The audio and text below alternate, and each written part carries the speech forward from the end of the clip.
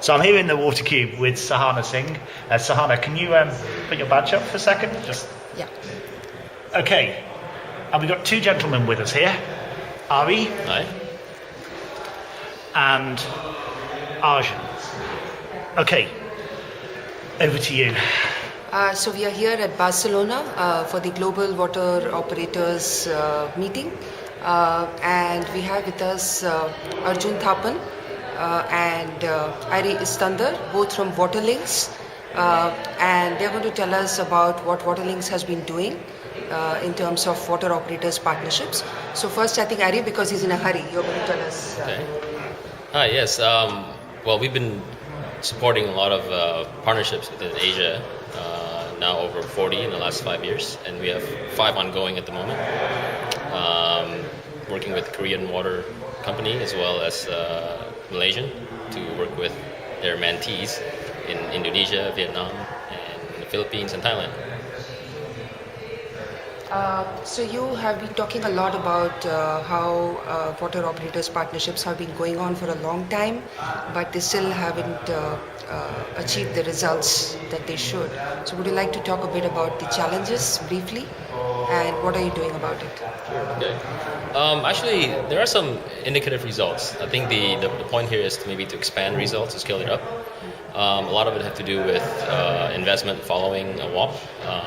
But in our cases, when we develop WAPs, we want to build ownership of the partnership themselves. So we want each partner to contribute, and that means investment. So that's what I meant by having results. We have had some results in improvement in terms of water supply, water quality, continuity. But that needs to be replicated nationally, regionally, even globally. So investment is a big deal, and we believe that the facilitation of these partnerships are also quite important. The human-to-human interaction and the peer-to-peer learning, that still needs to be there to continue this further. Arjun has been saying that water management is not rocket science, and people mostly know what they have to do, but what you need is to put them together and help them to learn from each other. So I think Arjun should expand on that concept a bit.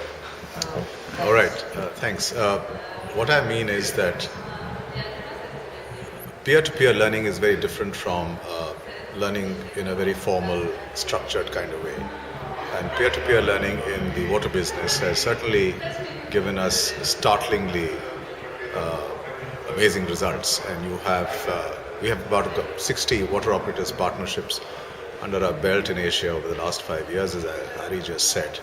And almost all of them, without exception, have had amazing results, but again at levels and at stages which are worthy of replication and scaling up. It's the scaling up which will really yield the most dramatic results from this peer-to-peer learning. My other point about WAPs is that this is by far and away the most clever instrument that has been conceived of in recent times for getting weak and laggard water operators, water utilities, wastewater utilities to bone up on their performance efficiency. And if this can be achieved by learning with respect from their equivalents in a stronger water operator, water utility, wastewater utility, then that's the best way to go. You have to go to our website and take a look at some of the results we posted there to understand the amazing difference that it has made in performance achievement. And the future in Asia certainly is all about efficiency in the water business. So to become efficient, you cannot any longer depend upon governments and their handouts to come from time to time, or from private investors who are looking for that high risk, high reward opportunity, which may or may not come. You've got to rely upon each other, and that's the beauty of WAPs. Right. Okay, well, we just briefly, anything else you wanted to cover? I just quickly want to talk about something that Arjun said in the Congress. He said that pilots are great, but they die out. And that was somewhat depressing for me. So I want you to say something about how those pilots become bigger. You say that they have to be scaled up, but tell me 2 or 3 things which have to happen for that to be scaled up and to have replicated and scaled up. Okay. very, very depressing for us as well, because we want to see these pilots succeed. So if you've been able to reduce non-revenue water, for example, from 35% to 10% in a particular locality of, say, 2,000 connections, then you want to see that happen right across the city of 100,000 connections. If that doesn't happen, it's a shame, because that needs to happen, because that's what will get you your 24/7 service. That's what will maximize public health impacts.